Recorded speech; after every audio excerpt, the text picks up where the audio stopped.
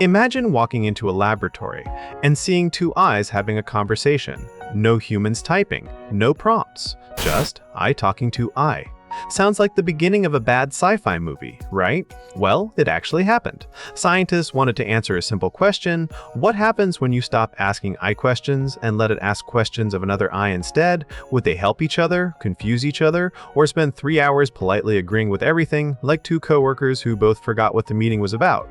The answer surprised everyone. In some experiments, the eyes became surprisingly good at solving problems together. In others, they started communicating in ways the researchers weren't expecting, not because they became secretly intelligent, but because they were trying to complete the task as efficiently as possible.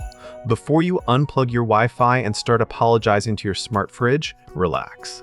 Nobody accidentally created a digital civilization, but what these experiments revealed could completely change how future eye systems work. And one experiment near the end of this video made researchers stop and ask, hang on, why are they doing that? Trust me, the answer is much stranger and much more real than the internet would have you believe. So, what were these scientists actually trying to prove? Believe it or not, they weren't trying to create robot best friends. They had a much simpler question. Can two ways work together better than one? Sounds easy, until you remember it's basically like asking two people to build IKEA furniture, while neither of them has ever held a screwdriver. Here's what happened. Turn left. No. Turn right. Recalculating. Meanwhile, you're still sitting in your driveway. But after enough attempts, something interesting happened. The eyes started getting better, much better. Not because they suddenly became smarter, but because they learned which messages help solve the problem faster. Think of two coworkers who've worked together for years.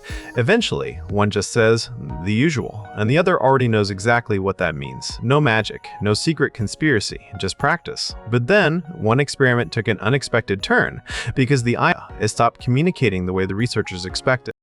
And that's where the story gets really interesting. So this is the story that made half the internet collectively lose its Wi-Fi. People started posting, the AIs invented their own secret language, which sounds terrifying until you realize the headlines skipped a few important details. Scientists asked two of AI systems to negotiate. That's it. No escape plan, no robot meeting, just two digital coworkers trying to split up a task. At first, they spoke normal English. Then, they got efficient. Words became shorter. Sentences became weirder. Grammar packed its bags and quietly left the building. To us, it looked like complete nonsense. To the AIs, it was basically, why waste 10 words when 3 words do trick? Sound familiar?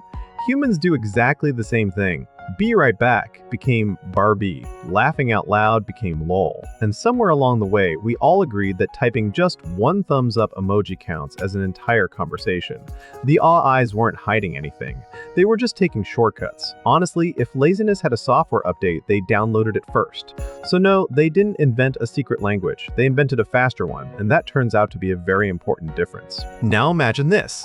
Instead of one AFI doing all the work, it starts hiring other AFIs. Congratulations, you've accidentally created middle management.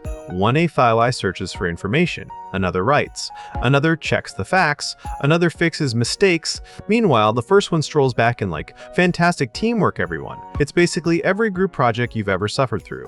There's always one doing all the work, one correcting everyone's grammar, and one contributing absolutely nothing except confidence. The weird part, this actually works. Breaking one big job into smaller jobs often makes the answer better. It's like moving a couch. One person can do it eventually. 4 people can do it unless one keeps shouting, rotate it, while clearly having no idea where it's supposed to go. But here's the catch. If the first AI makes a bad decision, the others might happily build on top of that mistake. Kind of like when one friend confidently says, trust me, I know a shortcut. 30 minutes later, you're somehow driving past the same gas station for the 3rd time, and that's exactly why scientists aren't just teaching AIs to think. They're teaching them to double-check each other. Here's the part nobody tells you. You probably think a Y talking to a Y ass, something locked inside a high-security lab. Nope, it's already happening, quietly, every single day.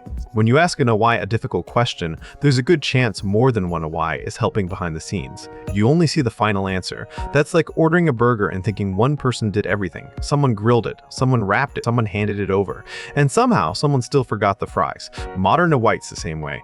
One system searches, another writes, another clicks, another checks, another reviews. They're basically coworkers. The exciting part? These teams of AIs can solve bigger and bigger problems. The scary part? If one gets something wrong, the others might nod along like, "Yep, sounds smart to me," which is exactly how bad information spreads among humans too. Turns out, artificial intelligence may have copied one of our oldest habits: being confidently wrong. So, what happens when scientists let two AIs talk? Well, they didn't become best friends. They didn't secretly plot against humanity. And thankfully, nobody had to negotiate peace between a toaster and a microwave. What actually happened is much more interesting.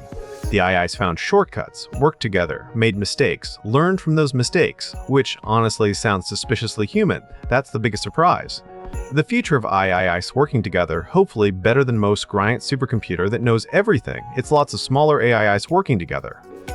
Hopefully better than most group projects. So the next time someone tells you, the robots invented a secret language, you can smile and tell them, nah, they were just being efficient. If you enjoyed having your brain upgraded without needing to restart it, hit that subscribe button, because next time we're exposing one of the biggest AI myths on the internet. And trust me, that one made me stop and say, wait, people actually think that's true? Until then, try not to argue with your smart fridge. It probably still thinks you're the one making questionable late-night snack decisions. Take care, stay curious, and I'll see you in the next one.